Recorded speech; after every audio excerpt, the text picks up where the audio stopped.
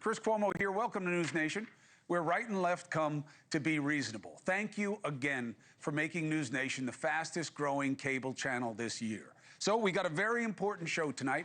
The three Americans, I didn't bring them in to talk about Diddy, but we will, and we'll talk about our political situation and what's happening with this big bill. Got Stephen A. Smith, got Bill O'Reilly, and got James Carville, and I am grateful for each and all. But first, you had to hear about the Diddy verdict, right? I submit that this verdict, that this case, was more about the government and less a judgment about Sean Diddy Combs. 8 men and 4 women found that the government overreached. They made a federal crime out of Diddy's immoral lifestyle. He was convicted on 2 charges of paying for sex workers to cross state lines, which, by all lights, he did. He's guilty. But all this for that? A law originally from 1910 that was called the White Slave Act, that was really just about, the government kind of censoring relationships they didn't like. Not that human trafficking isn't real, but human trafficking implies what? That you're taking people who don't want to be taken and doing things to them that they don't want done. Okay? No one here said that they didn't want to go. They were adults as far as we know. So was it illegal? Federally, yes. Is it worth all this? The jury said, basically, no. This case proves that people don't buy what the government says anymore, and they're not wrong to feel that way. A guy just said to me on the subway, they painted Diddy like Gotti and got.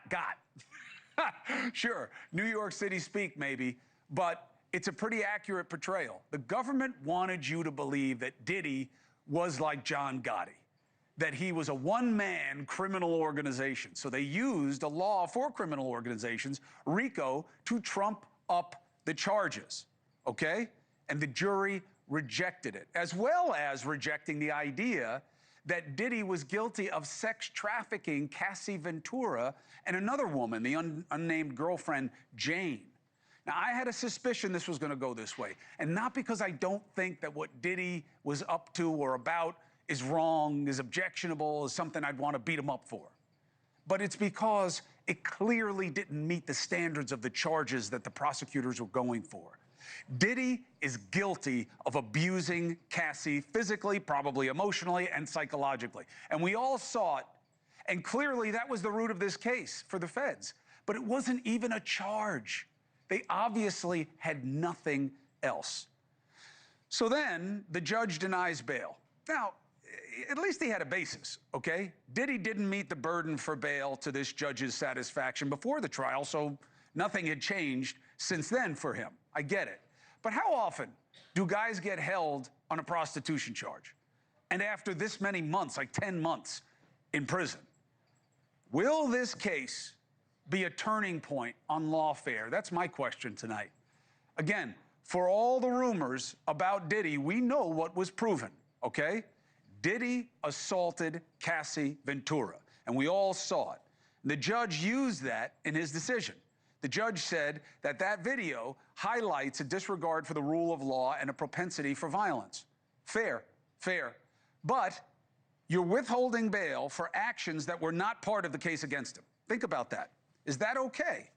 Or are we confusing legality with a preference for a certain kind of morality? Is that the court of public opinion bleeding in to what our prosecutions become? Cases like this are part of why there is a growing distrust in government and institutions. 1 in 3 of us today trust the judicial system. 10 years ago, it was 2 in 3. And I believe a case like this, it doesn't matter how you feel about Diddy. It's easy to condemn him. You have the proof, but that doesn't make it a crime. Allegations are not enough. Show me the man and I will find you the crime. You know where that came from?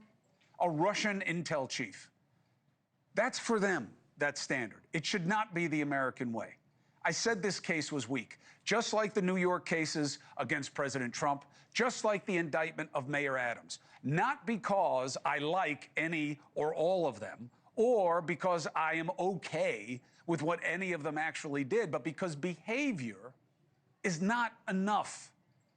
A crime should mean something serious and should be proven. Okay? That's what America is about. It's not what this case was about. Thank you for watching. Subscribe below and download our NewsNation app right now on your phone, and you will get fact-based, unbiased news for all Americans.